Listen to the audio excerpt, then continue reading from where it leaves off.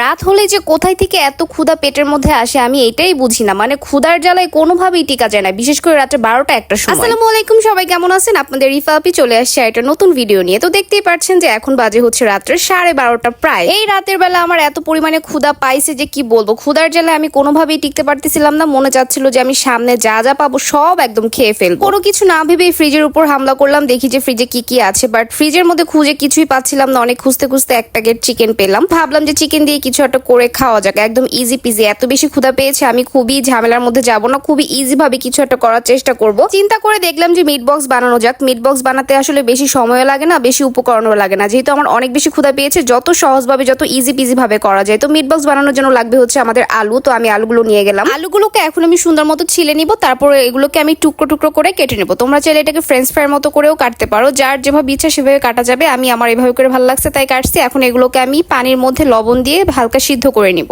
আলুগুলো সিদ্ধ হতে থাকে, এদিকে হচ্ছে আমি চিকেনটাকে ম্যারিনেট করে নিব। ম্যারিনেট করার জন্য আমার হাতের কাছে যা যা মশলা ছিল সেগুলো দিয়ে আমি ম্যারিনেট করেছি। প্রথমে একটু লেবুর রস, তারপর সয়া সস, আদা রসুনের পেস্ট, একটু ধনিয়ার গুঁড়া, একটু জিরার গুঁড়া আর লবণ দিয়ে এটাকে আমি সুন্দর মতো ম্যারিনেট করে নিচ্ছি। তোমরা চাইলে এটার মধ্যে গোলমরিচের গুঁড়া, তারপর হচ্ছে টমেটো সস, এছাড়াও যা যা পছন্দ মতো মশলা আছে সেগুলো দিয়ে সুন্দর মতো ম্যারিনেট করে নিতে পারো। আমি নর্মাল ভাবে ম্যারিনেট করলাম। চিকেনটাকে ম্যারিনেট করে আমি 5 মিনিটের জন্য রেস্টে রেখে দিব। আর এইদিকে কিন্তু আমার আলুটাও সুন্দরভাবে সেদ্ধ হয়ে গিয়েছে। এখন আলুগুলোকে তেলের মধ্যে আমি সুন্দর মতো লাল লাল করে ফ্রাই করে নিব। আলুর মধ্যে আমি কোনো প্রকারের মশলা ইউজ করিনি, জাস্ট সিদ্ধ করার সময় একটু লবণ দিয়েছিলাম, এতটুকুই। আলুগুলোকে আমি ডুবো তেলের মধ্যে একদম ডিপ ফ্রাই করে নিয়েছি। তোমরা চাইলে কিন্তু আলুগুলোকে শ্যালো ফ্রাইও করতে পারো, যার যেভাবে পছন্দ। আমার ডিপ ফ্রাই পছন্দ তাই আমি ডিপ ফ্রাই করে নিচ্ছি। বাই দ্য ওয়ে, কে কোথা থেকে আমার ভিডিওটি দেখছো অবশ্যই কিন্তু কমেন্টস করে জানাতে ভুলবে না। ভিডিওটি যদি তোমাদের ভালো লেগে থাকে তাহলে প্লিজ পেজটিতে ফলো করে দিবে, ভিডিওতে লাইক কমেন্টস করতে ভুলবে না, আর অবশ্যই কিন্তু প্রিয়জনদের সাথে ভিডিওটা শেয়ার করে দিবে। এদিকে কিন্তু আমার আলুগুলোকে সুন্দর মতো লাল লাল করে ভাজা হয়ে গিয়েছে। এখন আমি চিকেনগুলোকে সেম ভাবে ভেজে নিব।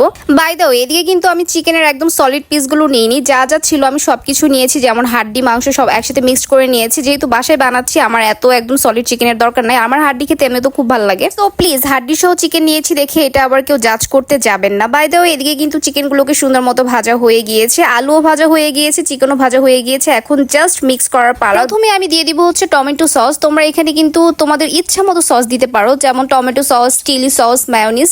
আমি এখানে টমেটো সস দিলাম আর হচ্ছে মায়োনিজটা দিলাম। মায়োনিজ যেহেতু আমার অনেক বেশি পছন্দ তাই আমি একটু বেশি পরিমাণেই দিয়েছি। এছাড়াও এর মধ্যে গোলমরিচের গুঁড়া, তারপর হচ্ছে সসেজ, নাগেটস এগুলো ইউজ করতে পারো। আমার হাতের কাছে যেগুলো ছিল আমি সেগুলো দিয়ে বানিয়েছি। যেহেতু লবণ আগেই দিয়েছি তাই এখন আমি আর কোনো লবণ দিচ্ছি না, জাস্ট সসগুলোকে এখন সুন্দরভাবে চিকেন আর আলুর সাথে মিক্সড করে নিচ্ছি। এই তো দেখো আমার সুন্দর মতো মিক্সড করা হয়ে গিয়েছে। আমি একটা প্লেটের মধ্যে সার্ভ করে নিয়েছি। এখন চলে যাচ্ছি রুমে বসে টেস্ট করার পালা। দেখতে তো ভালোই মনে হচ্ছে, খেয়ে বোঝা যাবে কেমন হয়েছে। মাশাআল্লাহ, মিট বক্সটা দেখতে যতটা ইয়ামি হয়েছে, খেতে তার থেকে অনেক অনেক অনেক বেশি মজা হয়েছে। এতটাই মজা হয়েছে যে আমি অর্ধেক খেয়ে ফেলেছি, আমার ভিডিও করার কথা মনেই নেই। তো আজকে এই ছিল আমার ফাঁকিবাজি মিট বক্স রেসিপি। আশা করছি তোমাদের কাছে ভিডিওটা খুবই ভালো লেগেছে। তোমরা চাইলে কিন্তু বাসায় আমার এই ফাঁকিবাজি রেসিপিটা ট্রাই করতে পারো। যারা যারা ট্রাই করবে অবশ্যই আমাকে কমেন্টস করে জানাবে। আজকের মতো এখানে বিদায় নিচ্ছি, দেখা হয়ে যাবে তোমাদের সাথে পরবর্তী নতুন কোনো ভিডিওতে। সবাই ভালো থাকবে, সুস্থ থাকবে। আল্লাহ হাফেজ, আসসালামু আলাইকুম।